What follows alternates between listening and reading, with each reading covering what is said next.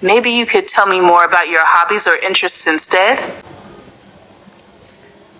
Okay, if I talk about my hobbies, I have many hobbies. Among them, learning new languages is one of my best hobbies, and also I like traveling.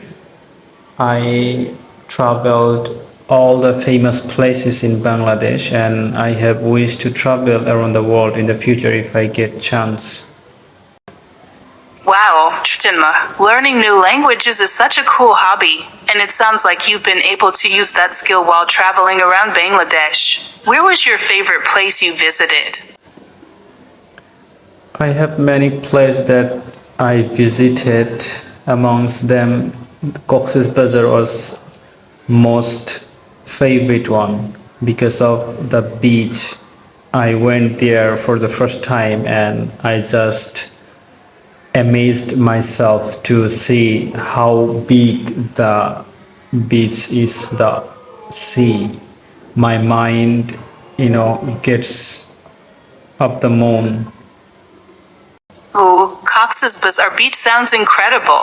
I'd love to visit there someday. Did you go alone or with others? I went there, three of my friends. So, it was a solo trip, huh? That must have been quite the experience. Was it your first time traveling alone, or are you used to it?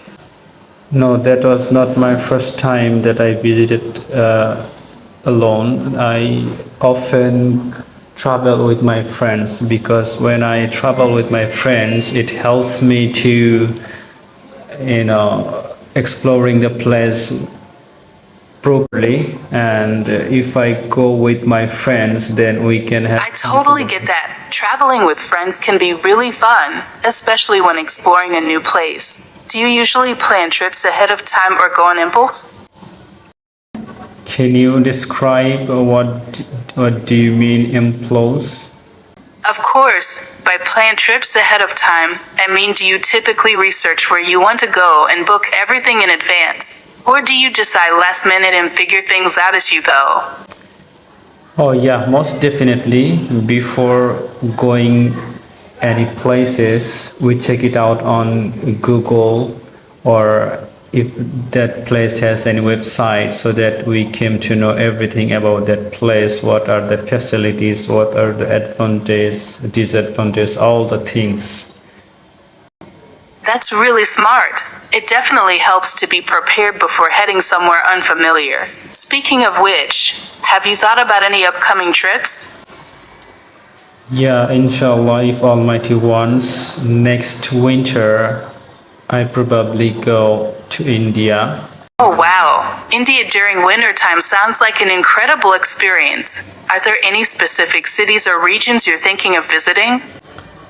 Yeah, there are two or maybe three cities that I have chosen to go, especially Darjeeling, and people call it heaven on earth. It's called Kashmir. Ah, Kashmir. That's a dream destination for many people. I've heard it's truly breathtakingly beautiful. Yeah, that's true. That's why people call it heaven on earth. Beautiful scenery and stunning natural beauty can definitely evoke feelings of heavenly bliss. Would you love to stay in a traditional Kashmiri houseboat or hotel room? Yeah, it would be good for me if I could hire any traditional houseboat because it then I could I can spend time with them. I could explore their culture, how they eat, how they do all the things. So yeah, it would be good if I could hire a house very close to that community rather than the hotel. That sounds amazing. Stima, immersing yourself in local culture is such a special and memorable experience. Have you traveled outside of Bangladesh before? Not yet. That would be my first time that I will visit to India. I never been other country before except Bangladesh. That's exciting. First time international travel can be a bit nerve-wracking, but it's also a thrilling adventure. Have you thought about what you're most looking forward to experiencing in India? I already told you about some places, and that was our part one question. Let's jump into it part two and then part three.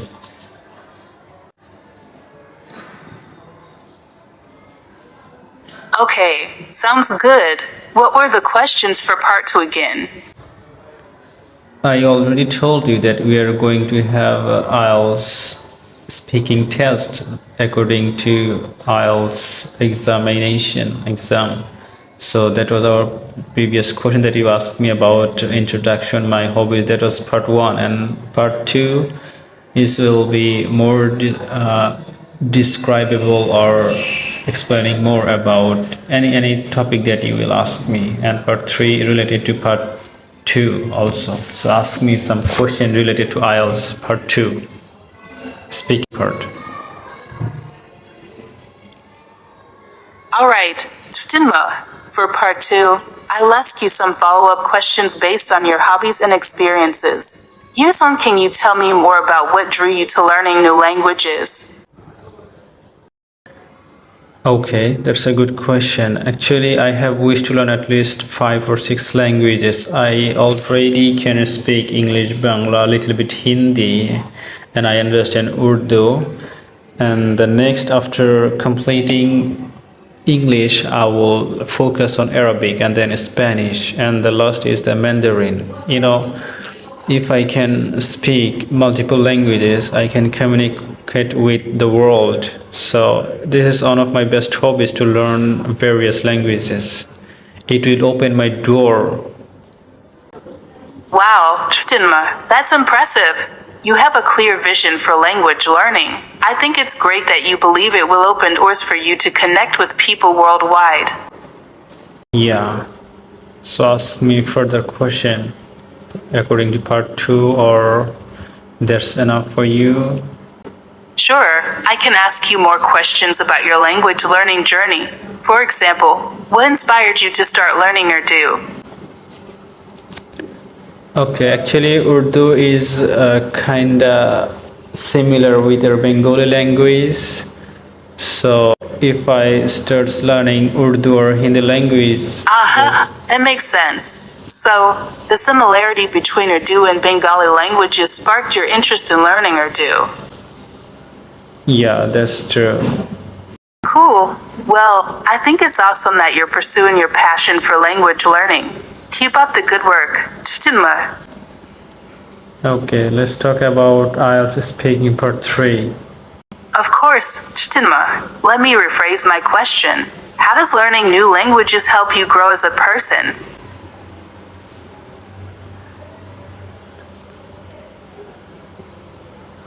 Okay, since I have been practicing my English, I have met a lot of people around the world, and it makes me a good person. The more I am learning English and meeting That's new people. wonderful, Tinma. Learning a new language opens up so many opportunities for personal growth and connections with others from diverse backgrounds.